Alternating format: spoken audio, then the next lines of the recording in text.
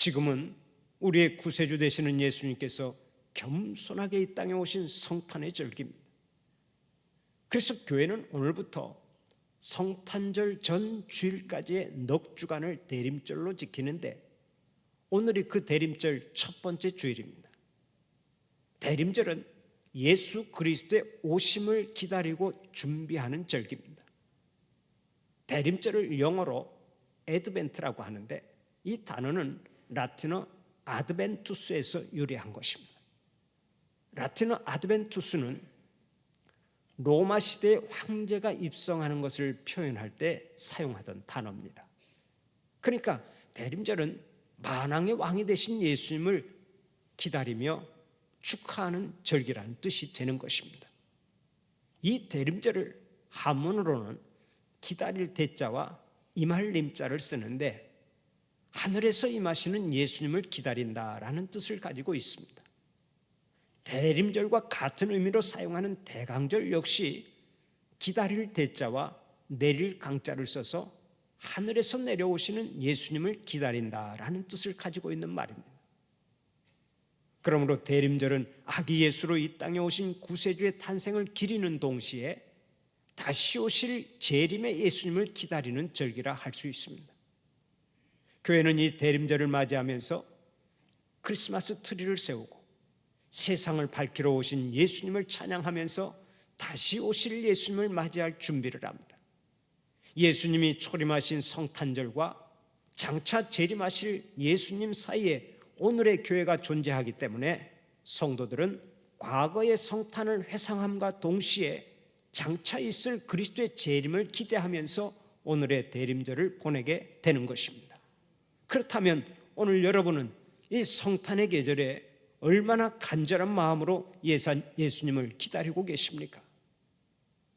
이 땅에 구세주로 오신 예수님은 세상에 초림하시기 전 이미 많은 선지자들에 의해서 예언이 되었습니다. 그 중에서 이사야 선지자는 이사야 7장 14절을 통해 이렇게 예언했습니다. 보라, 처녀가 잉태하여 아들을 낳을 것이요 그의 이름을 임마누엘이라 하리라. 또 이사야 9장 6절에서는 이렇게 말한 바 있습니다. 이는 한 아기가 우리에게 낳고 한 아들을 우리에게 주신 바 되었는데 그의 어깨에는 정사를 메었고 그의 이름은 기묘자라, 모사라, 전능하신 하나님이라, 영존하시는 아버지라, 평강의 왕이라 할 것임이라. 예수님의 탄생 700년 전에 예수님이 장차 어떻게 태어날 것인지, 어떤 분이신지를 구체적으로 예언하고 있죠. 그런데 이 예언대로 예수님은 동정녀 마리아에게서 태어나시고 우리를 죄악 가운데서 건져내신 구세주가 되었습니다. 얼마나 놀라운 일입니까? 오늘은 이사야의 증언을 토대로 이 땅에 강림하신 예수님은 과연 어떤 분이고 예수님을 영접하는 자에게는 어떤 복이 임하는가를 생각해 보면서 함께 은혜를 나누고자 합니다. 이 땅에 오신 예수 그리스도를 영접하는 자에게는 어떤 복이 임합니까? 첫째로 구원받는 복을 받습니다. 오늘의 본문 4절을 보면 이렇게 말씀합니다. 겁내는 자들에게 이르기를 굳세어라, 두려워하지 말라. 보라, 너희 하나님이 오사 보복하시며 갚아주실 것이라. 하나님이 오사 너희를 구하시리라 하라. 마태복음 1장 21절에서도 이렇게 말씀합니다. 아들을 낳으리니 이름을 예수라 하라. 이는 그가 자기 백성을 그들의 죄에서 구원할 자이심이라. 예수님은 우리를 죄에서 건지시고 저 영원한 하늘나라로 인도하시기 위해서 오신다는 것입니다. 그렇습니다. 이 예언대로 성자 하나님은 인간을 죄와 죽음에서 건지시기 위해 직접 인간의 몸을 입고 이 세상에 오셨습니다. 그분이 바로 예수 그리스도십니다. 예수님은 이 땅에 오셔서 인간의 고통과 괴로움을 몸소 체험하셨습니다. 인간의 눈물, 인간의 수고, 인간의 탄식, 인간의 허물을 경험하시고 마침내 인간의 죽음까지도 경험하셨습니다. 그러나 예수님의 죽음은 우리 인간의 죽음과 분명히 다른 점이 있죠. 예수님은 십자가의 죽음을 통해서 전 인류를 구원하는 대속의 사업을 완성하셨기 때문입니다. 예수님은 십자가 위에서 우리 인간들의 죄를 다 짊어지고 죽으셨습니다. 우리의 죄를 사하시기 위해서 기꺼이 속죄양이 되셨습니다.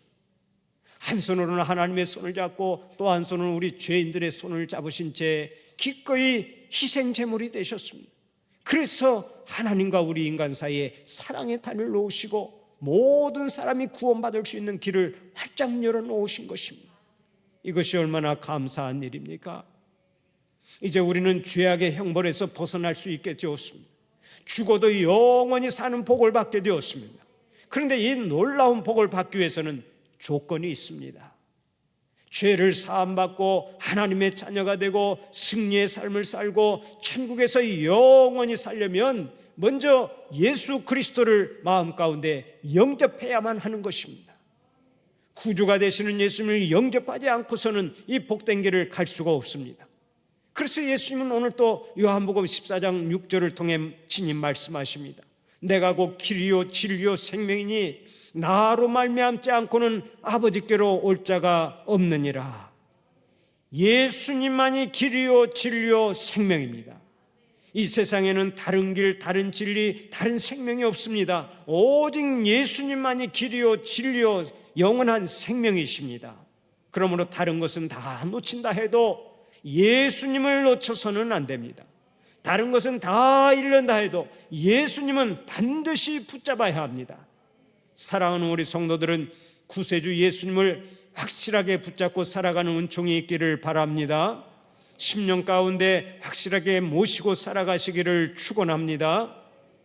주님 모셔야 할 자리에 세상의 것들을 올려두면 안 됩니다.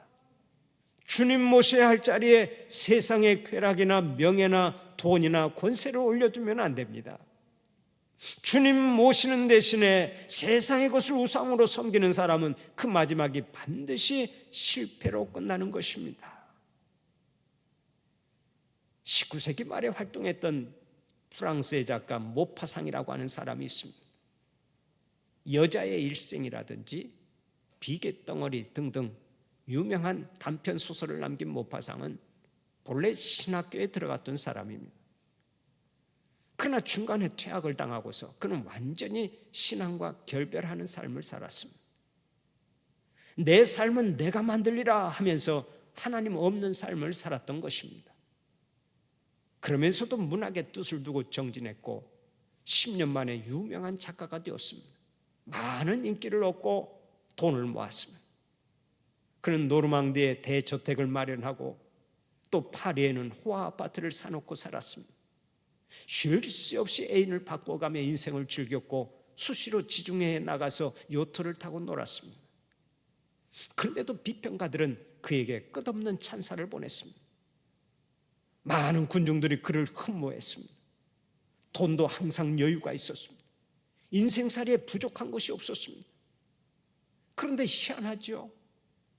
그렇게 세상적으로 풍족하고 부족함이 없는데도 그는 밤마다 불면증에 시달리기 시작했습니다. 인생의 갈증과 허무함으로 인해 날이 갈수록 삶이 피폐해지고 말았습니다. 그러다가 삶의 의미를 찾지 못하고서 어느 날 극단적인 선택을 시도하지만 그것도 실패로 끝났습니다. 그는 정신분열증 때문에 정신병원에 입원했고 그 병원에서 수개월 동안 알 수 없는 소리를 외치다가 43살의 젊은 나이로 세상을 떠났습니다. 그의 무덤에 있는 묘배에는 그가 말년에 자주 외친 삶의 독백이 다음과 같이 쓰여 있습니다. 나는 모든 것을 소유하고자 했지만 결국 아무것도 갖지 못했다. 그는 부자의 꿈을 이룬 것 같지만 실상은 가장 처절한 가난한 자의 삶을 살았던 것입니다. 프랑스의 유명한 철학자의 수학자인 파스칼은 이렇게 말했습니다. 인간에게는 채워도 채울 수 없는 공간이 하나 있는데 그것은 오직 하나님만으로 채울 수 있다. 그렇습니다. 인간은 하나님께서 지으셨기 때문에 하나님 없는 인생은 반드시 공허로 끝납니다. 허무로 끝납니다. 실패로 끝납니다. 지금 우리가 세상이 좋다고 하는 것을 잡으려고 몸부림을 치고 있지만은 우리의 삶을 마치고 하나님의 나라에 갈 때는 그것들이 아무런 위력이 없습니다. 하나님의 나라에 갈 때는 돈이 아무런 위력이 없습니다. 세상 쾌락이 아무런 위력이 없습니다. 지식이 구원을 가져다 주지 못합니다. 세상의 권세도 전혀 힘을 쓰지 못합니다. 재물이나 지식이나 권세는 인간의 삶을 유익하게 만들지는 몰라도 인간의 영혼을 구원하는 데 있어서는 아무런 힘을 발휘할 수가 없습니다. 우리를 죄와 사망에서 건져주시고 영원한 하늘나라로 인도하실 수 있는 분은 오직 예수님밖에 없는 줄 믿으시기를 바랍니다. 구세주로 오신 예수님만이 우리를 구원하실 수 있습니다. 그래서 이 대림절에 아기 예수로 오신 주님을 영접하고 주님의 사랑을 기리며 축하하고 기뻐하는 것입니다. 사랑하는 우리 성도들은 이미 오신 예수님을 구주로 모시고 살면서 범사에 승리하고 범사에 능력 있게 살 뿐만 아니라 죽어도 영원히 사는 복을 누리시기를 축원합니다. 두 번째로 새로운 역사가 시작됩니다. 구세주로 오신 예수님을 영접하면 그때부터 새로운 역사가 시작된다고요. 오늘의 본문 5절 6절을 보면 이렇게 말씀하죠. 그때 맹인의 눈이 밝을 것이며 못 듣는 사람의 귀가 열릴 것이며 그때 저는 자는 사슴같이 뛸 것이며 말 못하는 자의 혀는 노래하리니 이는 광야에서 물이 솟겠고 사막에서 시내가 흐를 것임이라. 아멘. 장차 오실 우리 주님 예언하면서 그때가 되면 어떤 역사가 일어날 것인가 하는 것을 오늘 본문에서 미리 예언하고 있죠.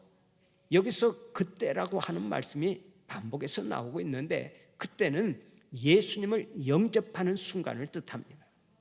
예수님을 영접할 때 눈을 뜨고 예수님을 영접할 때 귀가 열리고 예수님을 영접할 때 기뻐 뛰는 역사가 시작된다는 것입니다. 실제로 예수님이 이 땅에 오셨을 때 나면서부터 맹인된 자가 주님을 영접하고 눈을 뜨지 않았습니까? 육신의 눈만 뜬 것이 아닙니다. 예수님은 그가 하나님의 나라를 볼 수 있도록 영혼의 눈을 뜨게 해 주셨습니다. 또 못 듣는 사람이 영접했을 때는 그의 귀를 열어주셨습니다. 육신의 귀뿐만 아니라 하나님의 말씀을 들을 수 있도록 영혼의 귀도 열어주셨습니다. 다리를 저는 자는 일어나게 하시고 방황하던 자는 중심을 잡게 하셨습니다. 귀신 들린 자들은 자유하게 하시고 죽었던 영혼은 소생하는 복을 하나님께서 주셨습니다. 이렇게 예수님을 영접할 때마다 놀라운 변화의 역사가 나타났는데 바로 이것이 하나님의 크신 은총인 줄 믿으시기를 바랍니다. 예수님을 모시면 변하게 되어 있습니다. 새로워지게 되어 있습니다. 인생 역전이 일어나게 되어 있습니다. 예수님은 우리의 영원한 빛이요 생명이요 소망이요 구세주가 되시기 때문입니다. 또 6절 하반절을 보면 광야에서 물이 솟겠고 사막에서 시내가 흐를 것임이라 하고 말씀합니다. 메마른 땅에 우기가 와서 비가 내립니다. 비가 그치고 해가 납니다. 그러는 동안에 거기에서 싹이 납니다. 꽃이 핍니다. 그런데 그 꽃이 피는 것을 보니까 백합화라고 했습니다. 뜨거운 사막이 백합화로 가득 찬 화원이 될 것이라는 얘기입니다. 얼마나 놀라운 변화입니까? 모래밖에 날리지 않는 황량한 사막이 백합화가 만발한 꽃동산으로 변하는 것처럼 놀라운 변화는 없을 것입니다. 그런데 주님을 모시면 이처럼 새로운 역사가 시작된다는 얘기입니다. 그렇다면 우리는 빛으로 오신 예수님을 영접하기만 하면 되는 것입니다. 빛으로 오신 예수님의 손을 붙잡기만 하면 어둠의 세력은 다 떠나가게 되어 있습니다. 과거의 육신적인 나는 죽고 주님 품 안에서 새롭게 태어나는 역사가 일어나는 거예요. 예수님의 손을 붙잡기만 하면 예수님의 능력이 나의 능력이 되고 예수님의 지혜가 나의 지혜가 되고 예수님의 비전이 나의 비전이 되고 예수님의 사랑이 나의 사랑이 되어서 모든 것이 변하고 완전히 새로운 역사가 시작되는 줄 믿으시기를 바랍니다. 지금은 요강을 구경하기가 힘들지만 옛날에는 집집마다 요강이 있었습니다. 움직이는 화장실이라고 생각하면 딱 맞는데 어떤 목사님의 가정에도 사모님이 결혼할 때 가지고 온 노쇠 요강단지가 있었습니다. 그런데 아이들이 그것을 떨어뜨리는 바람에 그 요강단지가 깨져서 못 쓰게 되었습니다. 할 수 없이 그 요강을 걸음터 옆에 던져 놓았습니다. 그러던 어느 날 녹그릇을 만들어 파는 집사님이 목사님의 사택에 왔다가 그것을 발견했습니다. 자고로 구두 파는 사람의 눈에는 구두만 보이고 양복 파는 사람의 눈에는 양복이 먼저 보인다고 하는데, 녹그릇을 만들어 파는 집사님의 눈에 이 요강단지가 눈에 띈 것은 당연한 일 아니겠습니까?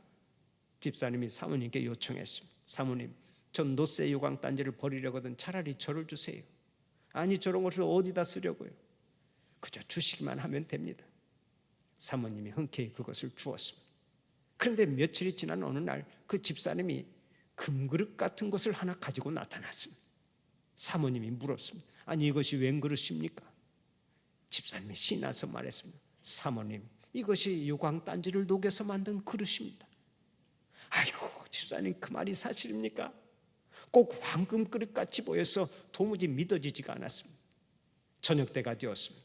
사모님은 하도 좋아서 황금 그릇 같은 그 새 그릇에 목사님의 밥을 푸려고 했습니다.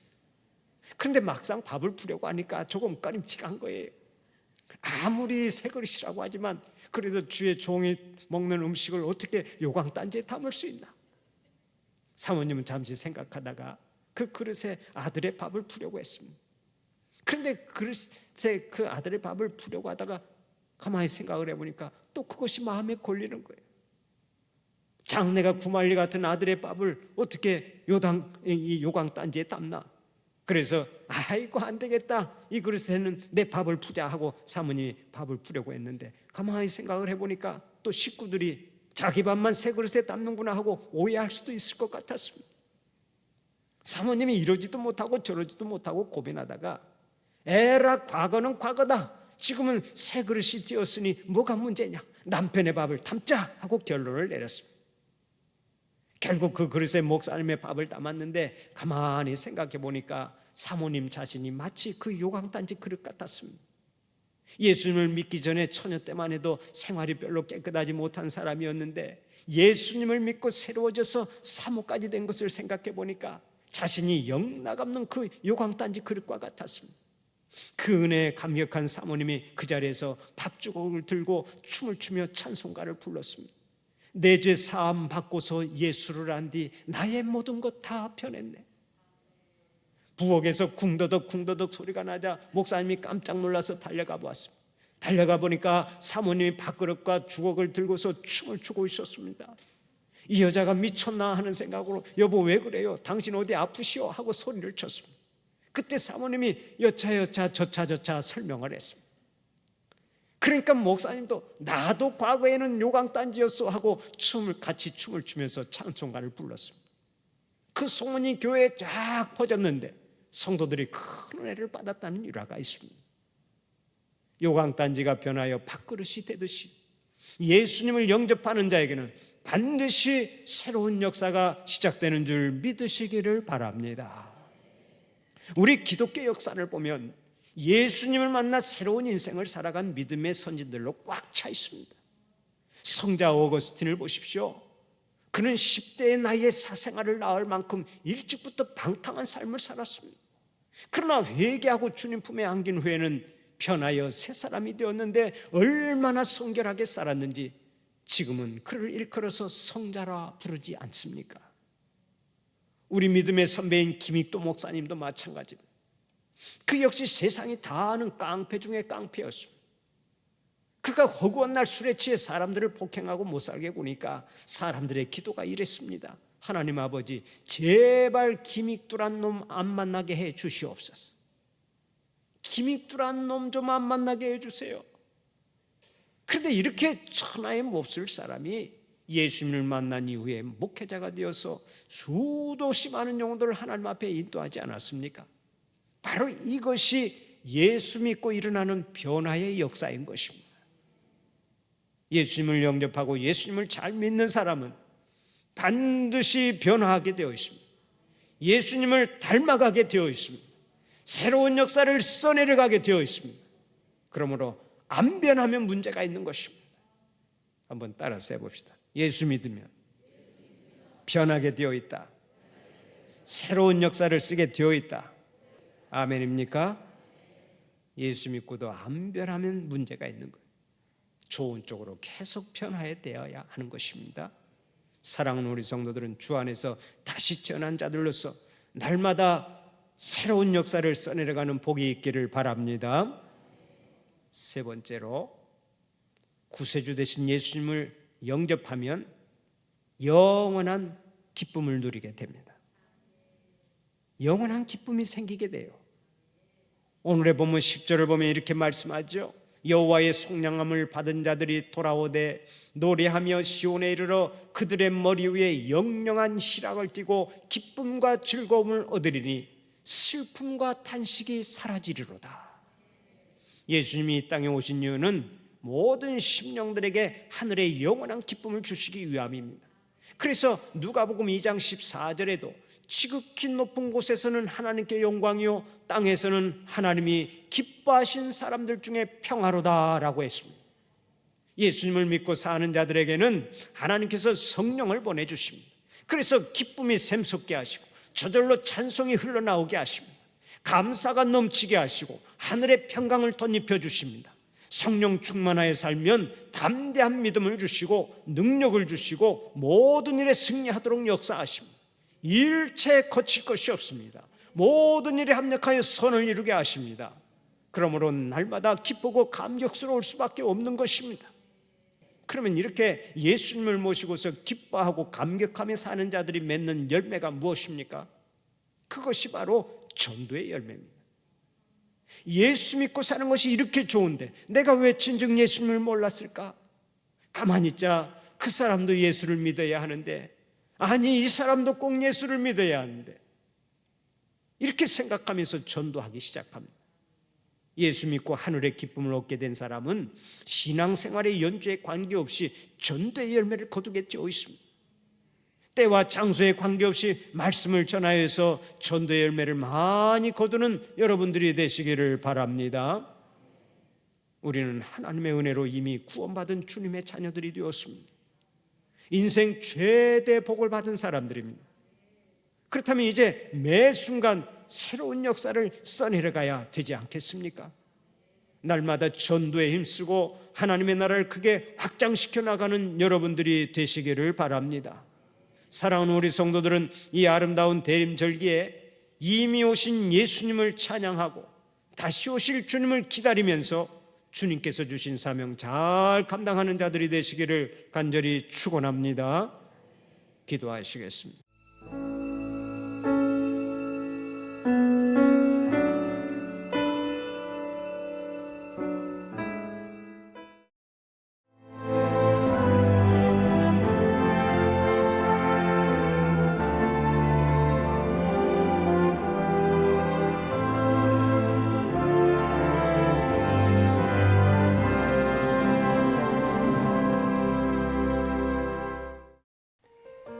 CBS를 사랑해 주시는 전남 지역 청취자 여러분, 안녕하십니까? CBS 재단 이사장 꿈의 교회 김학중 목사입니다. 여러분의 사랑과 관심 덕분에 전남 CBS가 순천시 장천동에 새로운 사옥을 마련하게 됐습니다. 이 방송국 사옥이라는 것은 단순히 건물을 짓는 의미에 지나지 않습니다. 전남 지역 복음 전파와 특별히 다음 세대를 위한 미래 비전을 세우는 일입니다. 코로나19로 모든 활동이 중단되고 또 관계가 단절되는 상황이지만 우리 CBS 방송만큼은 우리의 발길이 닿지 않는 곳까지 구석구석 하나님의 말씀을 전하는 위대한 힘을 지니고 있습니다. 이 방송이 믿음의 반석 위에 굳건히 세워질 수 있도록 여러분들께서 벽돌 한 장 한 장씩 쌓아가는 마음으로 전남 CBS를 위해 후원해 주시고 기도해 주시기를 간곡히 부탁드립니다. 여러분의 이 작은 행함이 CBS를 통해서 교회 공동체를 회복하고 누군가의 믿음을 소생시켜 줄 굳게 믿습니다. 여러분 한 분 한 분을 축복합니다.